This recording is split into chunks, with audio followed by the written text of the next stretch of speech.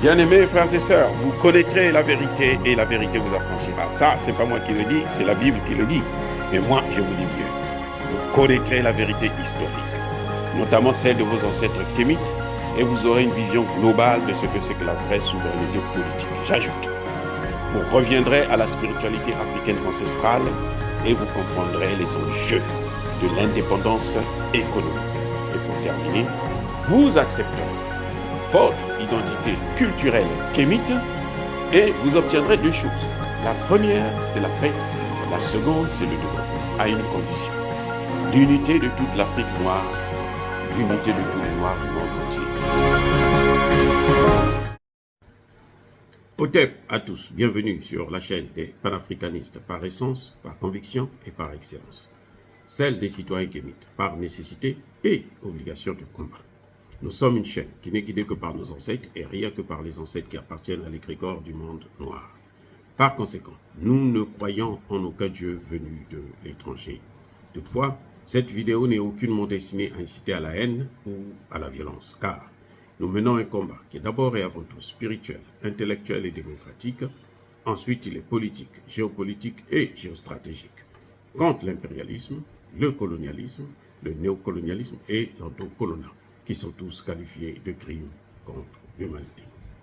Nous menons ce combat sur la base du principe fondamental que nous avons hérité de nos ancêtres kémites, qui est celui de la Mahat, c'est-à-dire solidarité, vérité et justice. Vous êtes donc en droit de connaître la vérité et nous avons l'obligation de vous dire la vérité, rien que la vérité, afin que justice soit rendue au continent africain.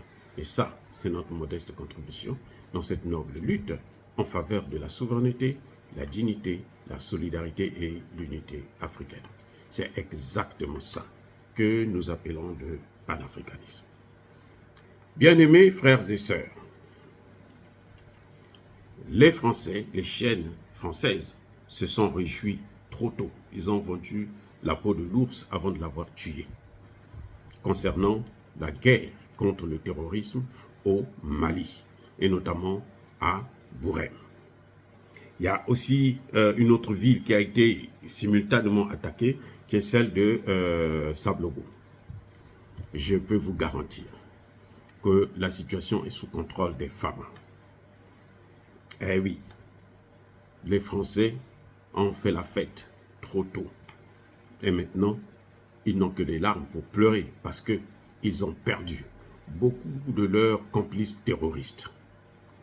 Il y aurait même des Français, ou plutôt des Blancs, dans le groupe des terroristes. Ils ont été chicotés, ils ont été sévèrement correctionnés et corrigés par l'armée malienne à Bourem et dans le centre-est du Burkina Faso.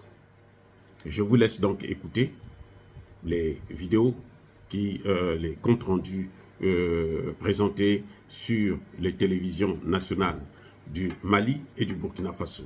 Et après, nous allons faire notre commentaire.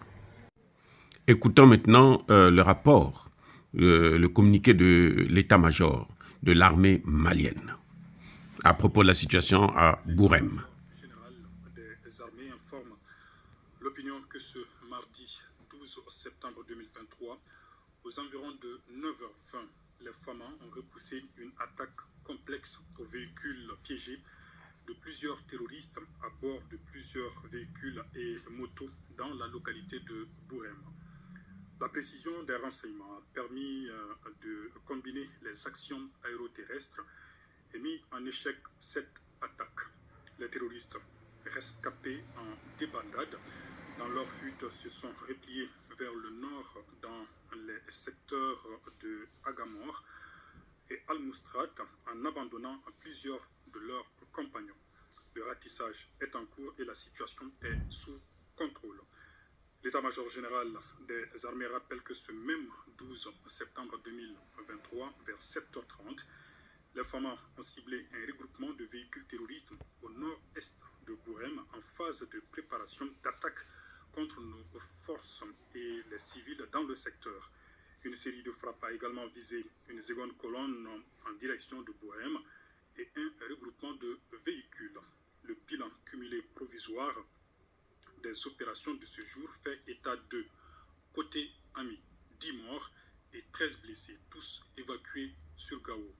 Côté terroriste, 46 terroristes neutralisés identifiés, dont 3 responsables à Borem et alentour, plus de 20 pick-up détruits, y compris ceux équipés d'armes lourdes.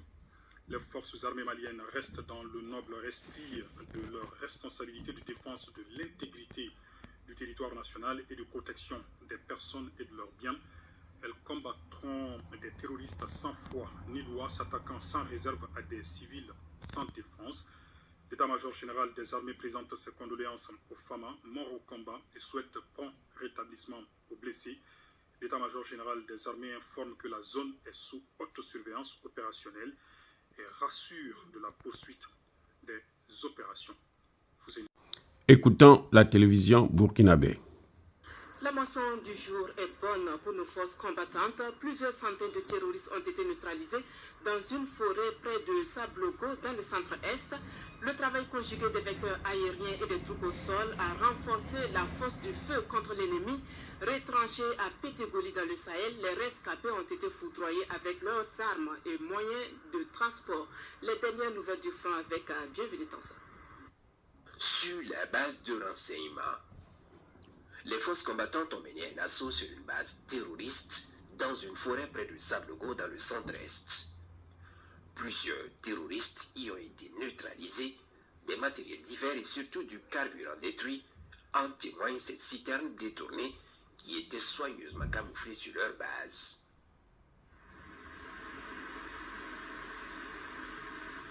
Ce matin, une horde de plus de 300 terroristes à moto a pris d'assaut la position des forces combattantes à Nonfairé au nord. Les forces combattantes ont opposé une résistance farouche qui a obligé l'ennemi à battre en retraite. Dans sa fuite, elle est prise en chasse par les vecteurs aériens. Les moyens aériens des forces armées nationales entrent en action à l'approche de la base des terroristes. Ce groupe est verrouillé et frappé avec succès.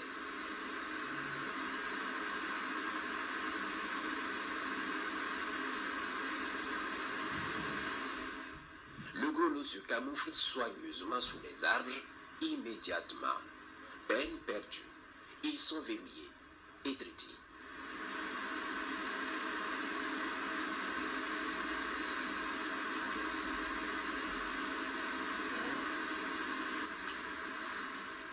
Les hélicoptères d'attaque vont rentrer aussi en jeu pour accroître le feu sur les criminels camouflés sous les arbres.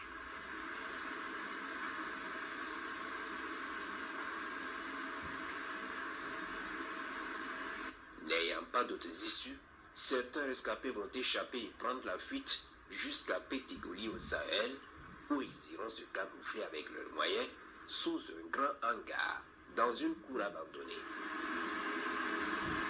Ils sont verrouillés et frappés avec succès.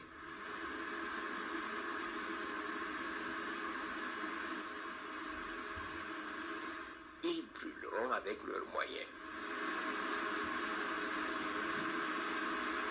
Au sol, le ratissage des unités combattantes sur quelques frappes a permis de récupérer plusieurs moyens, dont des armes, moyens roulants et de transmission. Les opérations se poursuivent. Comme vous l'avez bien entendu. Et là, ce sont les télévisions officielles. Celles du Mali et puis celles du Burkina Faso qui ont donné l'information. Ce n'est pas les chaînes de propagande françaises qui ont toujours tendance à transformer l'information réelle. Vous savez ce que les Français disent? Ils disent que les terroristes à Borem, par exemple, n'avaient pas l'intention d'occuper la ville. Ils se moquent vraiment d'eux-mêmes. Ils vous venez, vous chassez l'armée et vous vous dites que bon, on les a chassés, donc on a fait une démonstration de force, on ressort, on va rester à côté, on va les laisser revenir et puis on va encore venir les attaquer. Vous pouvez croire à de telles imbécilités. C'est incompréhensible. Mais ça ne peut être que les médias de propagande. Ceux qui font la guerre toujours sur les plateaux. Ils ne font pas la guerre sur le terrain, comme on le voit en Ukraine. Les médias français, les experts français, leur guerre en Ukraine se fait à la télévision. Et la réalité sur le terrain est tout autre chose. C'est pour ça d'ailleurs que pendant la Seconde Guerre mondiale, il a fallu que les Africains viennent à leur aide. Il a fallu que les Russes viennent à les sauver. Sans notre présence, sans notre intervention, sans notre implication, je veux dire celle de nos ancêtres, la France serait aujourd'hui l'esclave ou la colonie de l'Allemagne. Mais nous sommes venus pour les sauver et après, ils se sont retournés contre nous pour nous massacrer encore comme d'habitude. Et c'est ce qu'ils veulent perpétrer jusqu'à maintenant. Ils pensent que ça va être éternel. C'est pour ça qu'Emmanuel Macron peut se permettre de dire que je ne quitte pas le Niger. Mais faux, c'est une illusion. La dégringolade de la France a été entamée depuis quelques années. Ça a commencé au Centrafrique, et c'est passé au Mali, au Burkina Faso, et maintenant ça se trouve au Niger. Donc, les mêmes causes produisent les mêmes effets, puisque la France, les peuples de ces régions, de ces pays, ne veulent plus voir la France, les peuples africains, la jeunesse africaine ne veut plus voir la France va finir par dégager, que ce soit par la force ou par des moyens pacifiques. Et ce serait mieux pour la France de partir avec ses bases militaires et son CFA par des moyens pacifiques. Parce que si c'est par la force, il y aura des conséquences gravissimes pour la France. Nous pouvons vivre sans la France. Nous pouvons vivre sans l'Union européenne. Nous pouvons vivre sans les États-Unis. Mais eux ne peuvent pas vivre sans nous. C'est ça la règle. C'est ça le principe. C'est ça la réalité. Alors, bien-aimés frères et sœurs, encore une fois, je persiste et je signe. Soyez bénis. Abondamment bénis par le Dieu des Kémites et par nos ancêtres angélisés. Mais que tous ceux qui persécutent le continent africain le pillent et le déstabilisent, qu'ils soient noirs, blancs, chinois, arabes, indiens, qui qu'ils soient punis, maudits, foudroyés, neutralisés, effacés, écrasés par ce Dieu des Kémites et par nos ancêtres angélisés. Vive l'Afrique éternelle, j'ai dit et j'assume.